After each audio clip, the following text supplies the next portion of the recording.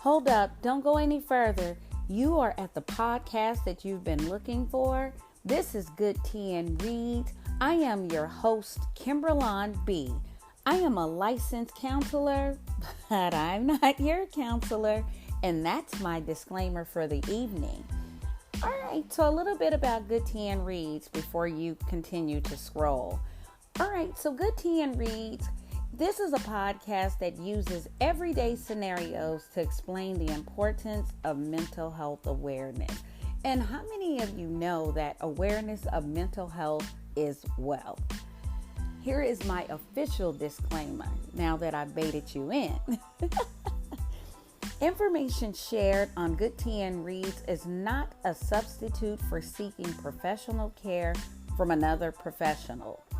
All right, so any information shared on Good Tea and Reads is not meant to diagnose any subjects or persons discussed on this podcast.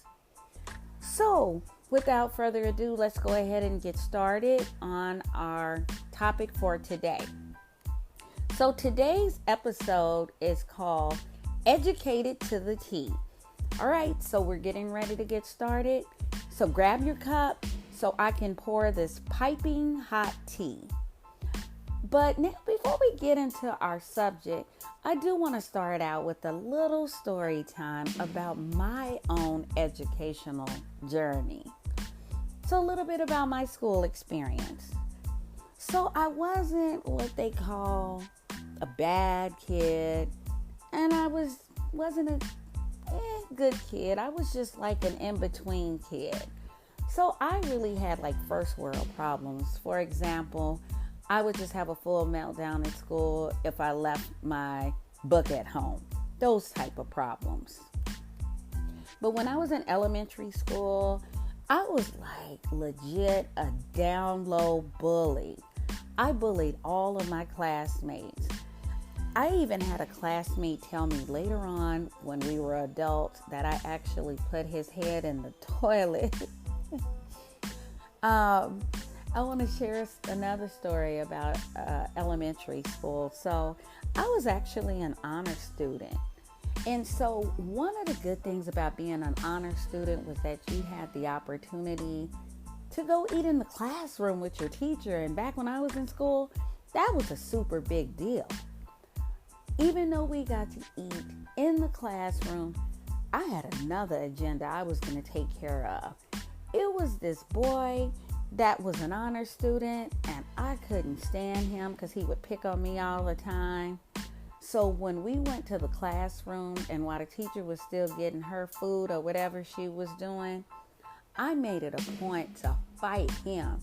And we fought, we fought in front of all of the honor students, but then we got it together by the time the teacher got to the room. So junior high was a little bit different from me. So the tables actually turned. Remember that I said I was the bully in elementary? Well, in junior high, it turned that I was the one being bullied. Back then, I started liking boys.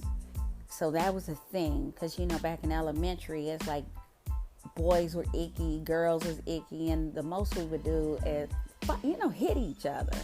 Right? But then I started liking this boy when I got to junior high because I thought he was cute. And then there was another reason that I liked him. And it was because he could fight good. And so it was pretty cool, because I felt that we had this type of relationship. When people were around, he didn't talk to me. When nobody was around, he would talk to me. And I really believe that the only reason that he liked me was because I was a big girl and no other boys liked me. And what I mean about being a big girl, I was taller than the other girls, and I was whiter than the other girls that I went to school with. So I bet that he actually identified me as an easy target. He probably thought he could get away with whatever with me. So I know since we had that relationship that I told you about, I think it was just time for us to just go public. And I think they call it today like going Instagram official or something like that. But back then, the way I was going to go public when I was younger was that iron-on shirts was back in style. So that gives you a glimpse of how old I am. So you really get an iron-on shirt from the mall. So I went to the mall and I got one of the flyest iron-on shirts. I got the rainbow letters, and I put my name on the shirt, and I put my complete full name on the shirt. It said Kimbralon. And then I had a picture, of course, to make our relationship just solid. And then I put his name on the shirt. And so I actually decided to just wear that shirt to school because I wanted the world to know, no more hiding. So when I went to go catch the bus that morning, I had kids like snickering, because remember, I was the big girl. And so when we got to junior high, check it, just go with me and visualize this. We had our junior high school, and like in the middle of the school was the basketball court. And everybody would just hang at the basketball court until it was time to go to class. So I had my jacket all zipped up because I was going to debut my shirt right there on that basketball court because I wanted, again, everybody to know that we were together. So I was walking to the basketball court. I unzipped my jacket all the way, and I actually saw him. And I walked over there up to him to show him the shirt with our names on it. Guess what, audience? He clowned me. He clowned me to the point that everybody was laughing, but I couldn't cry. Because you can't cry back then because your reputation would be ruined and it would just go with you. So I really had to hold it in. Of course, I couldn't cry when I got home. So I just had to just deal with it. But I can tell you the rest of that day, I went around with that jacket zipped up. And the rest of the year, I just stayed quiet and probably had just a couple of friends, but I stayed to myself. And if I liked any boys, I wouldn't make that mistake again. Not in junior high. High school, I kind of went back up. So I wasn't, here we go, the good kid, or I wasn't the bad kid. I used to get into a lot of shenanigans at school though. And I got into some trouble. And that's how I went. And then eventually I graduated, right?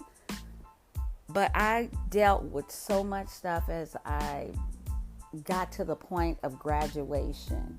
And if you think back over my school journey, some of the things I share with you, because I know I fast forwarded through it because we only have so much time.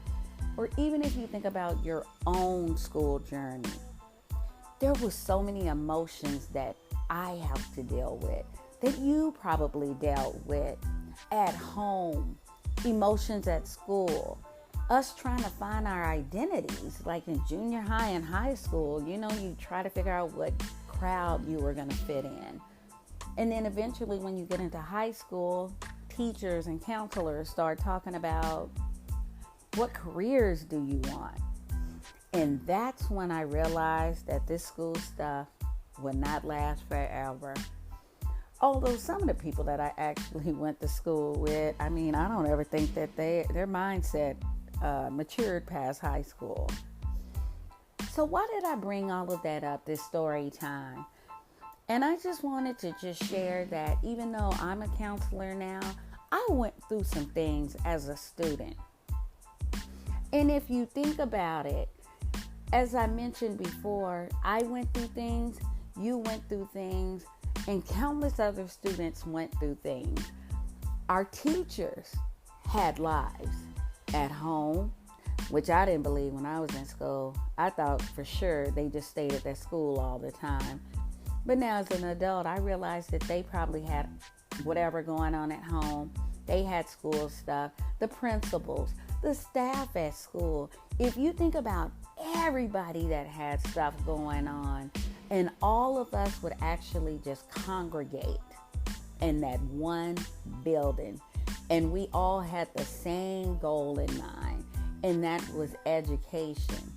But just think how much stuff we were actually carrying. It's wild.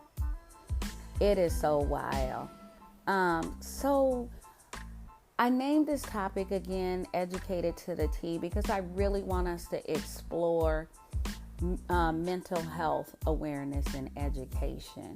These are sometimes things that we don't think about. Again, like I shared, I didn't think about it. I didn't think my teacher probably had a personality. You know what I mean? I didn't. But it's just funny if you think about that.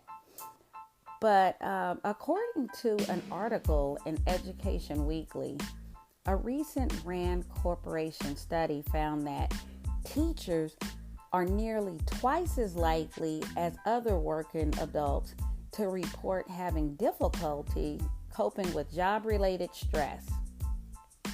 Some teachers actually experience burnout, which probably contributes to oversized classrooms now. And frequent and long-term stress increases the risk of mental health problems such as anxiety and depression. And these are things that our teachers deal with. Not to mention that students probably deal with the same thing and they're trying to navigate too, as I mentioned before. More than 4 in 10 teachers say their teaching and professional growth have suffered their school year because of the state of their mental health. Just think this was the norm, and this study went out probably towards I don't want to say that the pandemic is over, but when it wasn't so pressing, when it was like this big unknown. And so our teachers, again, they're in the world with us. They went through the pandemic as well, and they had to figure out how to shift an entire educational experience into a virtual world. And sometimes that was easy with some children, and other times not so much.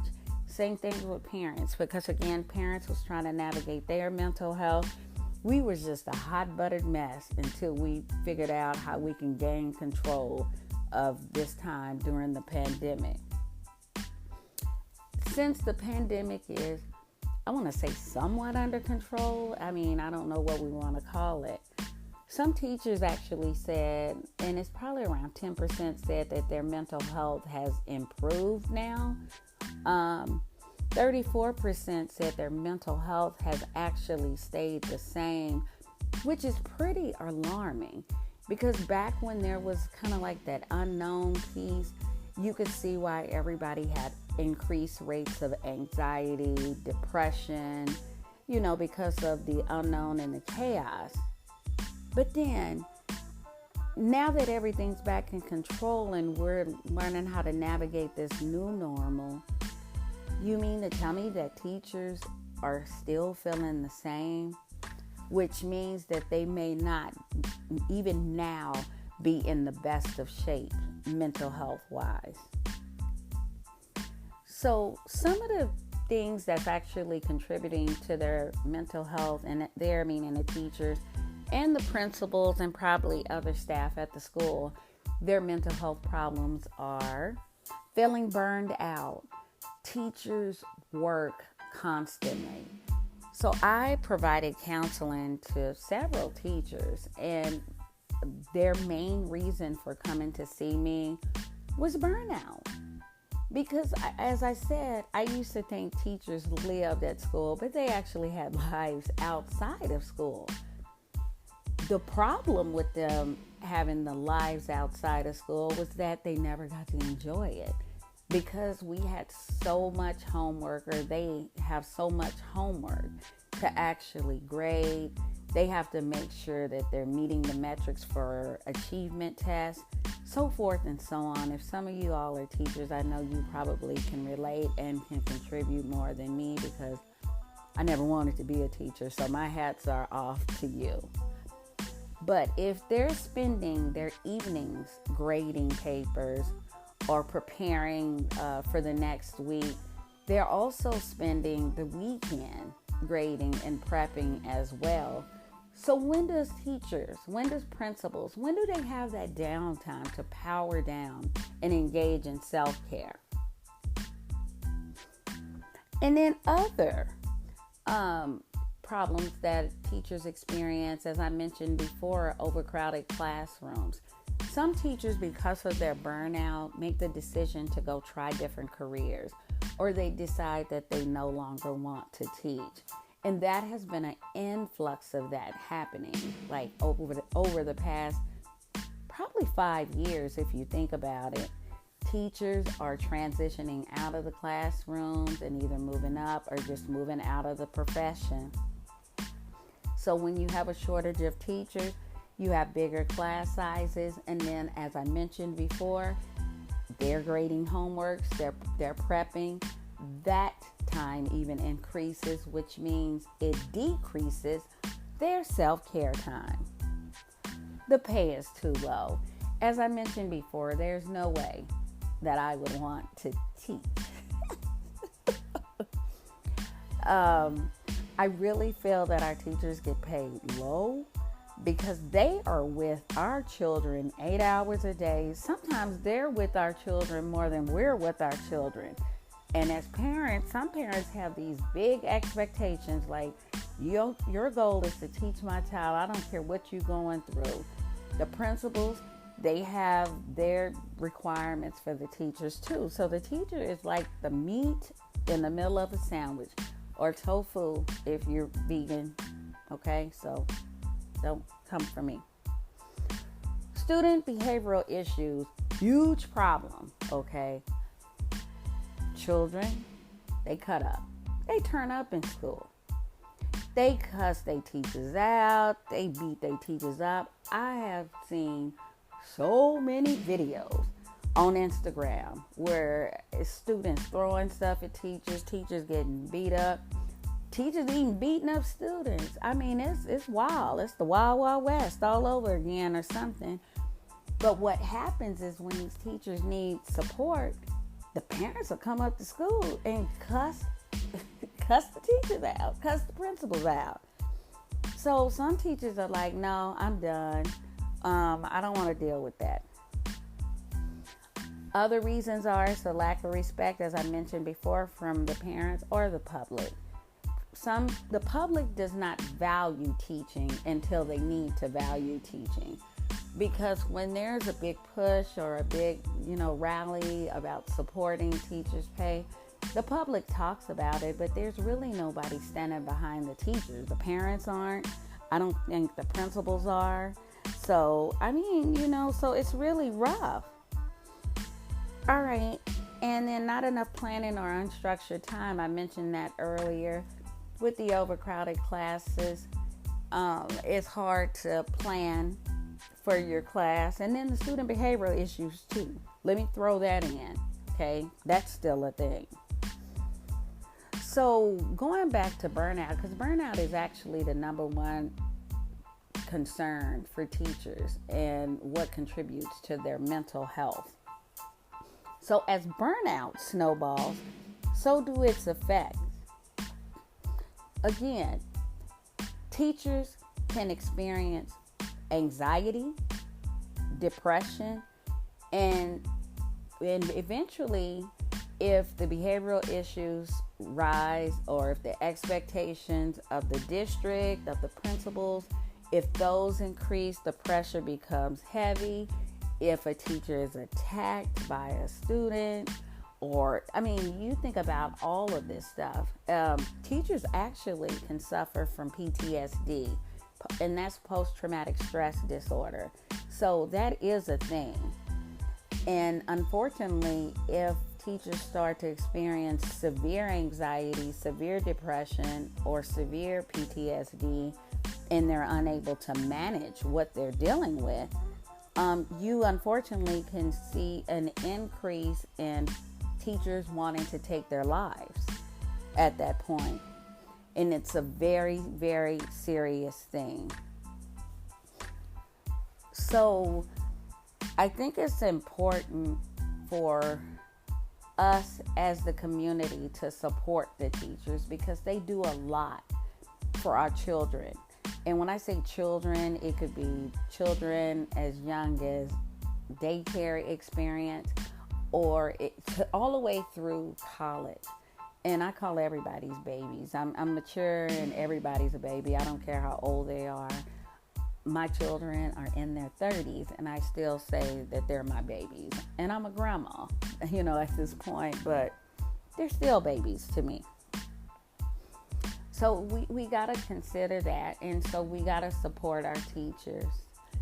If there's rallies, if we have time going to those rallies, working alongside of our teachers if we can.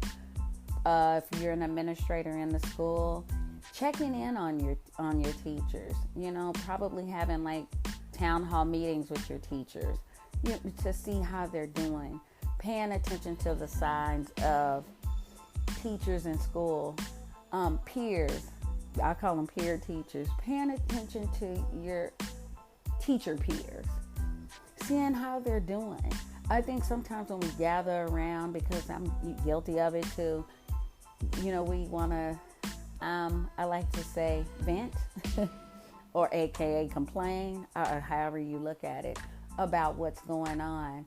But I challenge each and every one of you to just take that time out to say, hey, I know we're dealing with a lot of stuff and a lot of shenanigans, but how are you doing?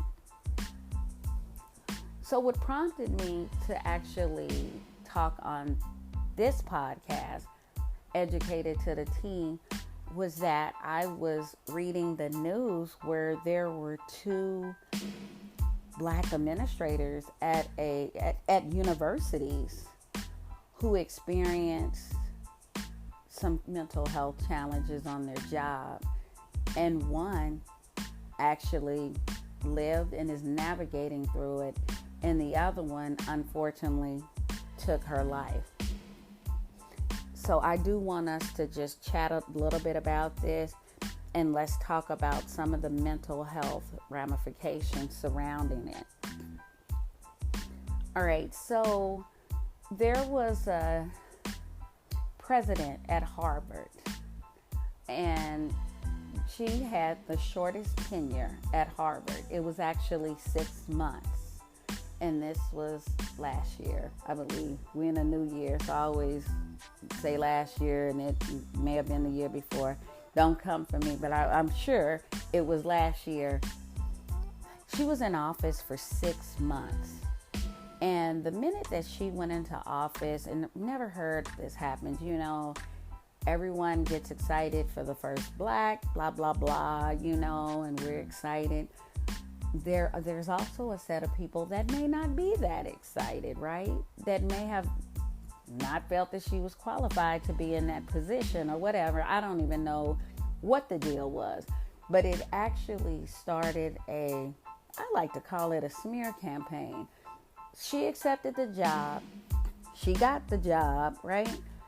And before you know it, they went and combed through her dissertation and found out that there was alleged plagiarism in her dissertation.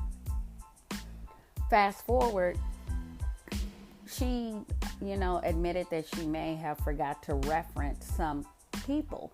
But because of the pressure that she was experiencing, and then all of this chaos was overshadowing the school, she decided to go ahead and resign, and she went back into her former position. So the second person I want to talk about, it was a vice president at Lincoln University. And she was at the school, doing what she does. And she actually started experiencing anxiety and depression for some of the pressure she was facing on the job with her boss, who was the president, and probably other pressures. She reached out, wrote a letter, wrote an email to the president, and talked about, I need time off. because I want to work on my mental health. All right, that was a no. She wrote out to the board, to the bureau, asking for time off. Can you please hear this? This is what I'm experiencing on my job. I'm experiencing workplace bully. I mean, she gave details, but for sake of time on the podcast, we'll just sum it up under workplace bullying. The bureau said, we don't get involved with that. And short story, unfortunately, she reached out. They said she didn't qualify for FMLA because she wasn't in that position long. It was less than a year. And unfortunately, she decided to take matters into her own hands, and she took her life, or in other words, she self-transitioned. So I'm going to put out a third disclaimer. There's a lot of disclaimers in this today. I'm not going to focus on the specific of both of these cases because I do not know all of the details that's surrounding both situations. I am focusing on general mental health information to increase awareness. There is no need for me to challenge, or you challenge me, the would-haves, could-haves, and should-haves, because I will not debate that out with you, I promise. I am focusing on the mental health facts and general mental health strategies for those in the educational field, and how parents in the community can support those educators. So that's what I'm actually focusing on. Taking a glimpse back with the president, who had to step down and who was battling the plagiarism allegations. Can you imagine some of the mental health challenges she probably faced? She probably faced the fact of shame, guilt. And sometimes if you're not guilty, you'll still feel guilty if somebody just constantly pressures you. So that's probably what she dealt with. Probably had some anxiety because you know that someone's combing through your life. And I mean, we can't act like this isn't no big deal, because I could feel the same way if I know that I'm doing something for the greater good, or if I moved up in my position and then I had someone challenging me and going in my background to figure out things about me. Because again, as I shared with you, a glimpse of my educational journey, they may find something. Depression. It's a lot, because it's like all I want to do is work, and I want to just serve this community, but then I have somebody just constantly on me, and that can cause you to feel down, feelings of hopelessness, because the pressure is mounting, the media is getting involved, and you know how that go. When they get involved, they're not going to stop because they want the best story ever. And then, again, mental health impacts physical health. Chances are she wasn't sleeping well when all of this was going on, right? Because I wouldn't be sleeping well knowing that there's a hunt after me. It's not a good feeling. She may have not been eating appropriately, because the way we feel, if we're sad or if we feel whatever, it may actually interfere with our appetite. There may be days where she didn't even feel like getting up going to work, because you got to save face, right? Trying to go to work each and every day. And now, even though she's back in her current position, they're not letting up. They're still combing through trying to find stuff, and they still not going to stop. So she's still having to navigate in her current role, and that can't feel well. So I can only hope that if she is experiencing mental health challenges, that she's actually taken time out for herself to take care of herself. And if you happen to listen to this, former president of Harvard, and you're not seeking mental health, I encourage you to. Moving back to the vice president of Lincoln University, as again, we talked about that she decided to self-transition.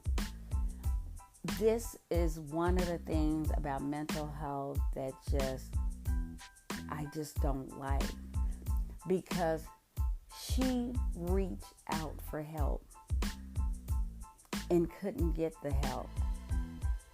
Mental health doesn't have a time limit. I know they said FMLA doesn't start, for 12 months. It don't start for 12 months. But mental health is not going to say, hey, I wait. It's not going to say that. She was reaching out. She felt defeated at that point, and she had nowhere to go. And I know sometimes people can challenge you and say, well, she could have gone to EAP, or she could have found a therapist, because I'm sure, being the vice president, that she made money. But if you think about it, and it's true that people can go seek help, but sometimes it's hard in the position you in to actually go seek help that easy. What you're going to go, you're in a small city. Are you going to go to your local community place, being the vice president of a university, and sit there and wait to see someone, and risk it all? And I'm not saying because she was in her position that gives her an excuse for not seeking help, but it's easier said than done. Because again, just like I shared earlier in the podcast, that I thought my teacher was just a teacher and she didn't have a life and she didn't have a personality. I think I just threw that in. The society looks at our teachers like that. So if they saw her in a place trying to get help, would they support her? Or would it be a gossip, something to gossip about? So it's really unfortunate when people reach out because we say that they do the right thing, but then there's no one there. And the way she found that she wanted to deal with it is not deal with it anymore. And that's why she made the decision to self-transition. I'm not supporting it, but I want people to understand that when people start to feel hopeless, because she said she struggled with depression, you don't want to be around anyone. You don't have the desire to be around anyone. You start to isolate. And when you start to isolate, let me tell you, you will get in your head. And if you have experienced any traumas or any thoughts about yourself or thoughts about the situation, you are sitting there in your feelings. And emotions, I can tell you right now, we'll talk about this in episodes to come. Your emotions are illogical. That's why you have to be able to gain control of your thoughts. Your emotions are, if you're happy, you're happy. If you're sad, you're sad. It just goes along with it, right? It's like a compliment, jelly with peanut butter. It's just like a compliment, and it just goes along. So we have to realize how to grab that and reel it on back in. And unfortunately, she didn't have that option. And I'm so glad that the school is in support of them looking into, did the president support? Was there any outlets to support her? Because when you get this attention, we can get things in place. Unfortunately, it's coming after this event, but if we really focus on what we can put in place as far as mental health measures, whether it's at the college level, the local level, state level, or the national level, this will be helpful in helping us advance in getting more initiatives out there for mental health.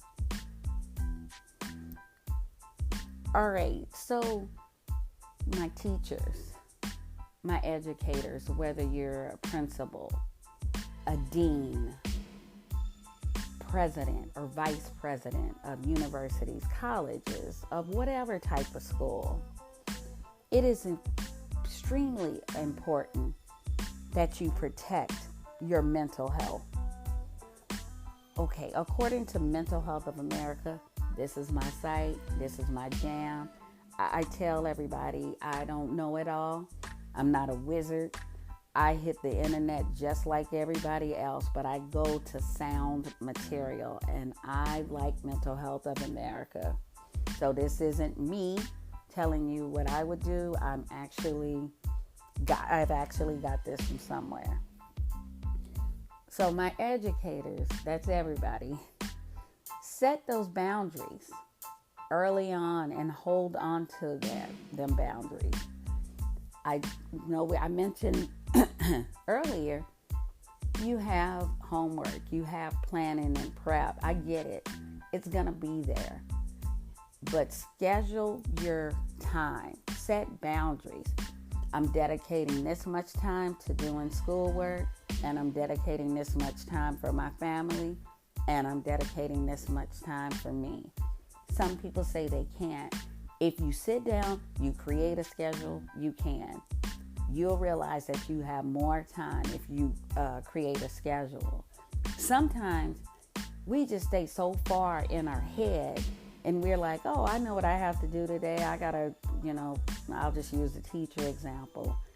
I got to schedule, I got to plan, I got to prep, and I got to go take Susie to the park, and I got to, go get my nails done. I mean, we just plan it like that and we just go. But by us not looking at a schedule again, we may just ebb and flow and we won't stick to our schedule. We may spend more time with planning and prepping. We'll go take Susie, but then it's like, darn it, I didn't finish that homework. So let me go work on that for a little bit more, and then I'll go take care of me. But then the next thing you know, it's time to go cook. It's time this.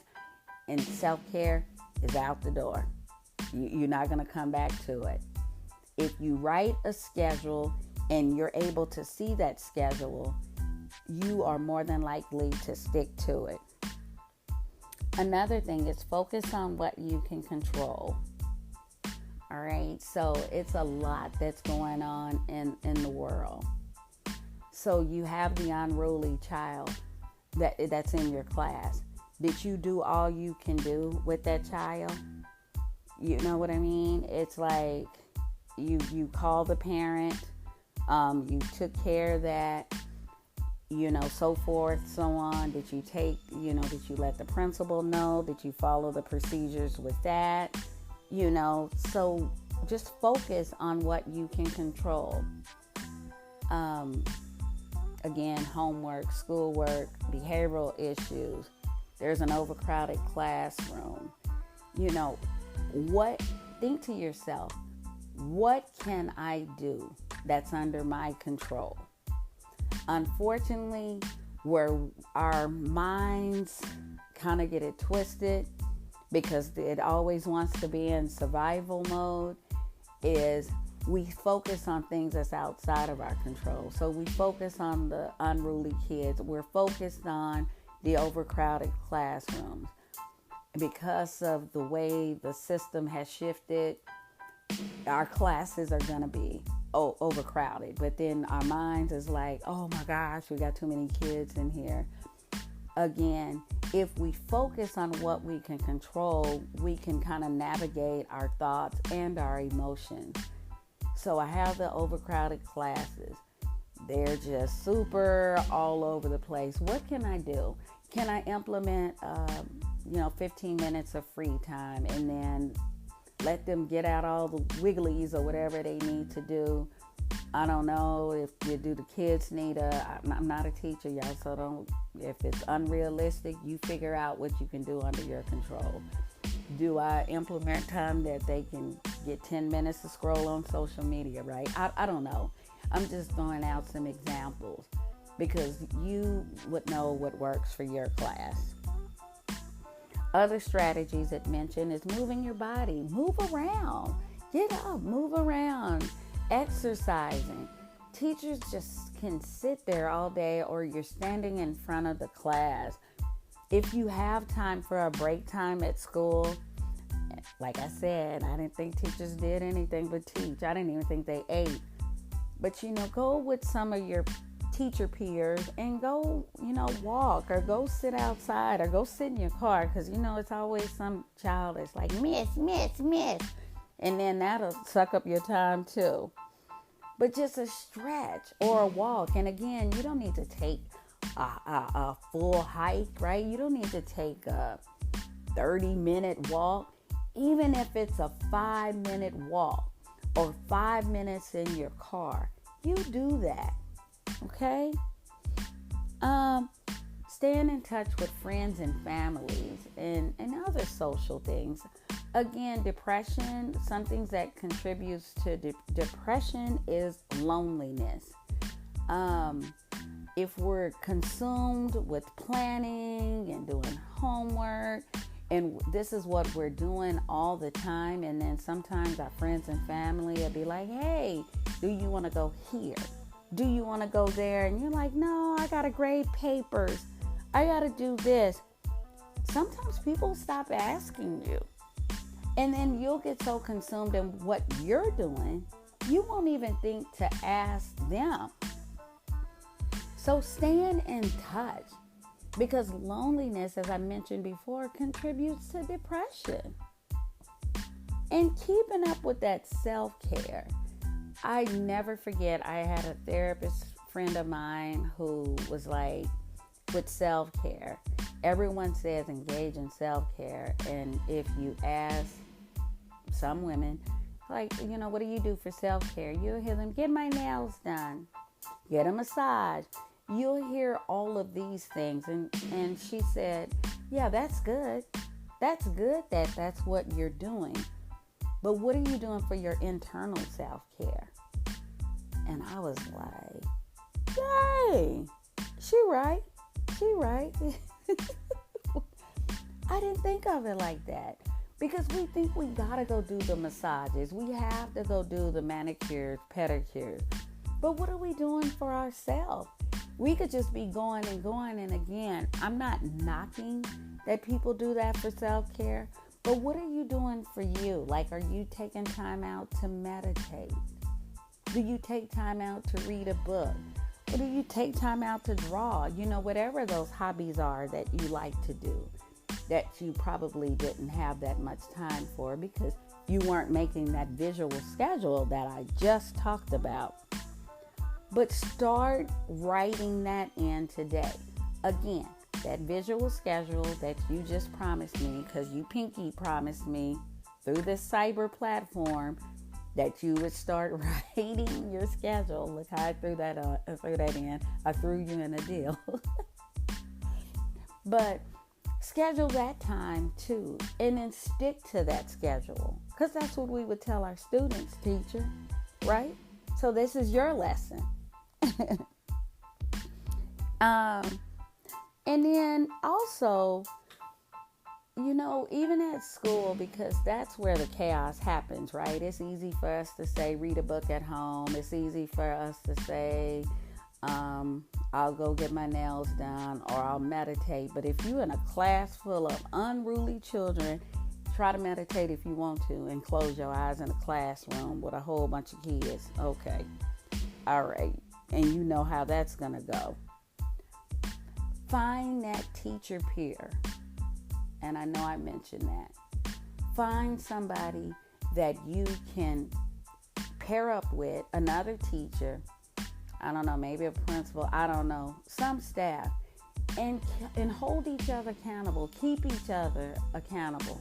How are you doing? How are you doing? Did you eat? Did you take time out? Did you do that thing to help you stay stabilized? It's so important to have a buddy or two, but You got to have a buddy, the right buddy. If you had a gossip buddy and somebody want to tell you all their life story as if you a therapist, I don't know if you're going to be able to maintain that. However, sometimes that works, But then when it's chaotic at school and you got these kids kidding and you got the parents parenting and cussing you out, you're going to need that buddy to make sure that you're accountable. Gratitude is something that works also. And that's something that you can start your day with, end your day with. And gratitude can be something as simple as naming 3 things that you're grateful for. And that's in the daytime. And again, you don't have to say anything elaborate. Sometimes we think we got to say what everybody else wants to hear. You could actually say that I'm glad that I opened both my eyes, right? So I'm glad that I'm, able to wear mixed match pajamas to bed. I mean, you could say whatever you want to. And then at night, say 3 things that you're grateful for. It helps. It will help with sleep. And honestly, I talk about it like it's easy, and I know that there may be some days where it's like, I can't think of nothing to say, but I challenge you, even if you have to say, I'm thankful for this fork that I'm using. I'm thankful that I just actually blew my nose 30 seconds ago. Whatever you have to say, even if it's bare bones, utilize that. It's very important. Taking time to laugh. Humor is funny. No, just playing. Humor is actually therapeutic. I mean, find a reason to laugh. I know. Sometimes I laugh. I laugh a lot. Sometimes I laugh because it's funny and I like having a sense of humor. And sometimes I laugh because my anxiety is probably off the radar and I'm just laughing. I don't know, to just keep from crying, or I'm laughing because I'm nervous. Who knows what's going on? But take time to laugh. I have to commend my daughter. I know she's actually is a comedian, and it's pretty neat seeing her being a comedian, because again, just like teachers, I thought comedians that they're just there, right? But there's a group of them, and they seem to be like really close. I mean, to the point that they like be roasting each other. They laugh about it. They don't get mad. But the humor that they bring to us as people watching, and the humor that they bring to each other is so pleasant. And I just love it. I just love it so much. So that's just so great to see. So yeah, laugh a little. And then be there for each other, right? If you see someone struggling, be there. Come alongside. And I mean, in the cases of, teachers, or even in the cases of the president and the vice president, I'm sure that they had people that were around for them that supported them, and I mean, sometimes we can encourage them, and sometimes it's hard to have those conversations to say, hey, I think you need a higher level of care. I think you need to go see a psychiatrist. Sometimes it's even hard to say that, so just being there, just to support, sometimes that's all we can do. We may not be able to change the outcome of anybody that's struggling. Some people may continue to struggle. Some people may actually go get whatever help they need to get them through. And unfortunately, some may make the decision to self-transition or engage in unhealthy activities. But what we can do is to provide that support, to let them know, hey, I'm here if you need me. Or, hey, you know what? I know it's not the best, but it can get better. Whatever support that we can give someone. And sometimes it's just being nice and listening. That's what support looks like. You'll probably hear me say this so much on different podcasts. Sometimes people just need someone to talk, someone to listen to them while they talk. They don't want the solution. They don't need you to say, good job, well done, you got this, you're strong. Sometimes they just need for you to listen. They don't need for you to fix it. And then you could just say, hey, is there anything else, or is there anything you need me to do? You have done your part sitting there. Sometimes people be like, oh, well, what could I do? What more can I do? Listen, that's helpful. Paying attention to the nonverbal cues. Just making sure that they're okay. But I want to end this segment, but before I do, I said that I like Mental Health of America, but on their website, if you don't know what anxiety feels like, you don't know what depression feels like, they have excellent screenings on there that you can take at mhascreening.org to see if you're at risk for any type of mental health issues. I think it's important looking into that, taking that step to even have that conversation with your doctor if you're not, willing at first to go see somebody about it. There's no reason that anyone should suffer in silence. No one should suffer in silence. And if you feel like you're at that breaking point and you feel like everything is lost, I encourage you to call 988. That is the crisis line. Someone will answer. Someone will be there to support. No problem is too small. No problem is too large. A problem that is not discussed is a problem. Is the only problem.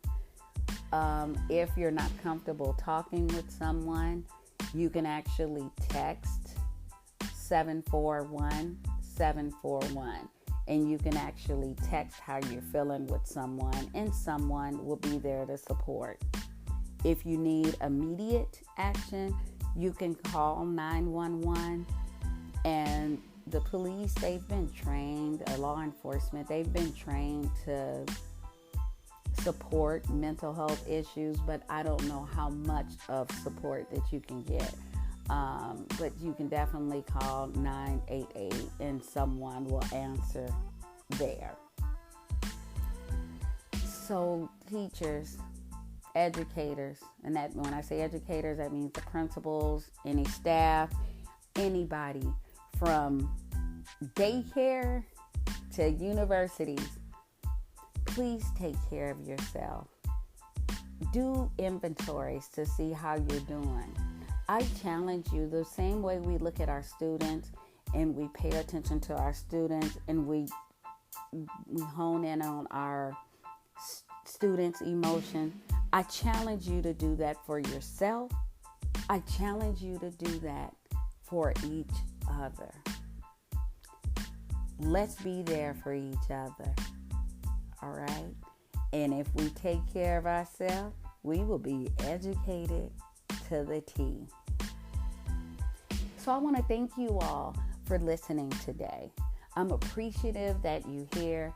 Some of you may or may not be teachers, but I hope this will help you with your work, right? I mean, I can't break each and every career down because I'll be doing like probably a zillion podcasts because so many people are so just dynamic. And then we have entrepreneurs. So I just want to just encourage you to take care of yourself, engage in self-care. You already promised me you were going to do that visual schedule. So I want you to do that.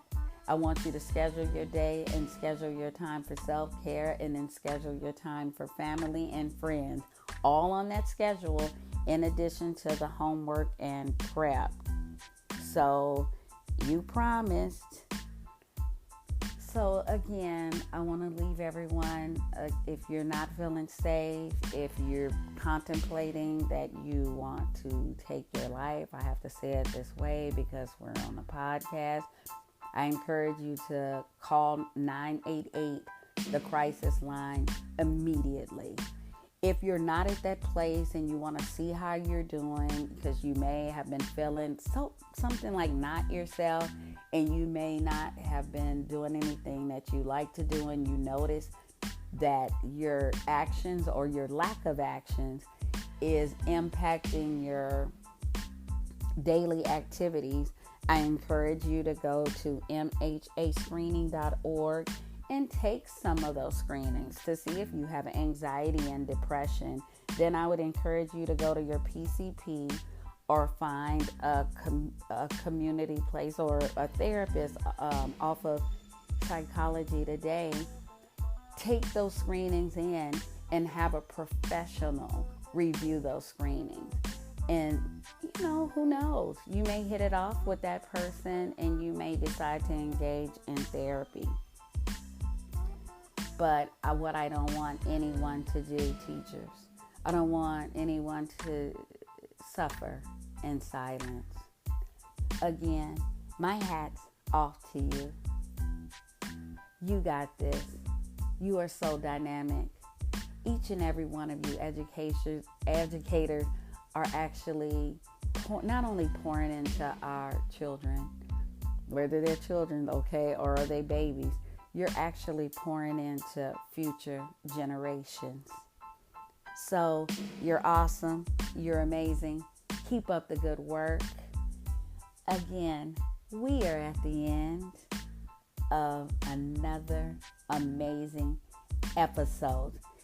This one was a little heavy, and hopefully I can have some pick-me-ups. Remember, sometimes I said they're going to be really heavy. We're going to laugh. We're going to cry.